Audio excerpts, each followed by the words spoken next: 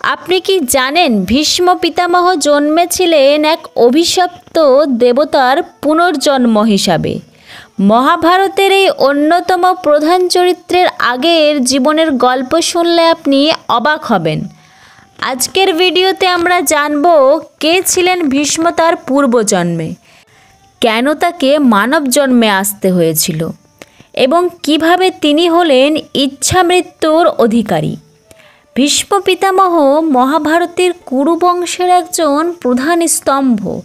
তিনি গঙ্গা ও শান্তনার পুত্র, কিন্তু তার শক্তি, জ্ঞান এবং ইচ্ছা মৃত্যু পাওয়ার ক্ষমতা ছিল কোনো সাধারণ মানুষের বিষয় নয়। এই ক্ষমতা তিনি পেয়েছিলেন তার পূর্বজন্মের কারণে। পুরাণ মতে ভীষ্ম ছিলেন অষ্টবসুর একজন প্রভাস। অষ্টবসু মানে 8 জন দেবতা, যারা প্রাকৃতিক শক্তির প্রতীক। একবার এই অষ্টবসুরা স্বর্গে বিচরণ করছিলেন, তখন তাদের এক স্ত্রীর লোভ জন্ম নেয়। তিনি চান ঋষি বশিষ্ঠের আশ্রমে নন্দিনী নামের এক বিশেষ গাভী। প্রভাস তার স্ত্রীর অনুরোধে সেই গাভী চুরি করে আনেন। এতে ঋষি বশিষ্ঠ প্রবল রাগে তাদের অভিশাপ দেন, তোমরা সবাই মানব জন্মে জন্মাবে। ঋষির অভিশাপ শুনে 8 বসুরা কাঁদতে থাকেন। তখন বশিষ্ঠ বলেন, তোমাদের মধ্যে 7 জন শুধু জন্ম নিয়ে শীঘ্রই মুক্তি পাবে, কিন্তু প্রভাস, যিনি গাভী চুরি করেছিলেন, তাকে সম্পূর্ণ জীবন মানব রূপে ভোগ করতে হবে।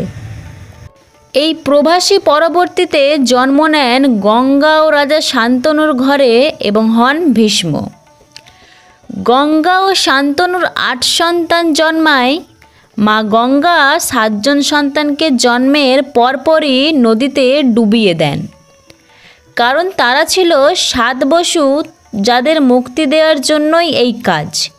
কিন্তু 8ম সন্তানকে অর্থাৎ প্রভাস বা ভীষ্মকে গঙ্গা নদীতে ফেলে দিতে পারেননি রাজা শান্তনু। এভাবেই ভীষ্ম মানব জীবনে প্রবেশ করেন। ভীষ্ম প্রতিজ্ঞা করেছিলেন যে তিনি কখনো রাজা হবেন না এবং বিবাহ করবেন না। এই কঠোর ব্রত দেখে তার পিতা অত্যন্ত খুশি হয়ে তাকে আশীর্বাদ দেন, তুমি চাইলেই তবেই মৃত্যুবরণ করবে, ইচ্ছা মৃত্যু। ভীষ্ম ছিলেন অজেয় অসাধারণ ধনুর্বিদ।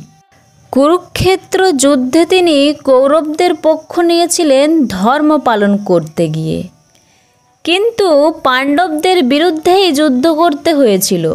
অর্জুন যখন শিখণ্ডীর সাহায্যে ভীষ্মকে বাণে বিদ্ধ করেন, তখন ভীষ্ম মাটিতে পড়েও মৃত্যুবরণ করেননি, কারণ তিনি পেয়েছিলেন ইচ্ছা মৃত্যুর বর।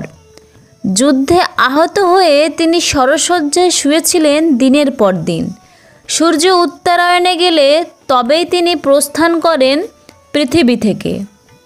মৃত্যুর আগে তিনি যুধিষ্ঠিরকে রাজধর্ম ও নীতির শিক্ষা দেন, যা আজও ভীষ্মনীতিতে পাওয়া যায়। ভীষ্ম ছিলেন এক নিঃস্বার্থ, ত্যাগী এবং আদর্শ পুরুষের প্রতিচ্ছবি। তার জীবনের প্রতিটি সিদ্ধান্ত ছিল ধর্ম ও পরিবারের জন্য। তার চরিত্র আমাদের শেখায় কর্তব্য পালনের ঊর্ধ্বে কিছু নেই। প্রতিজ্ঞা ও ত্যাগই প্রকৃত বীরের গুণ। জ্ঞান ও নীতির চর্চায় জীবনের সঠিক পথ। ভীষ্ম কেবল একজন মহাবীর নন, তিনি এক জীবন্ত মহাকাব্য। তার প্রতিজ্ঞা, তার ধৈর্য, তার জ্ঞান আজও সকল ভারতীয়কে প্রেরণা দেয়। বন্ধুরা, ভিডিওটি ভালো লাগলে লাইক দিন এবং কমেন্টে জানান ভীষ্ম পিতামহের কোন গুণ আপনাকে সবচেয়ে বেশি অনুপ্রাণিত করে। আরও এমন পৌরাণিক কাহিনী ও মহাভারতের গোপন সত্য জানতে চ্যানেলটি সাবস্ক্রাইব করুন। ধন্যবাদ।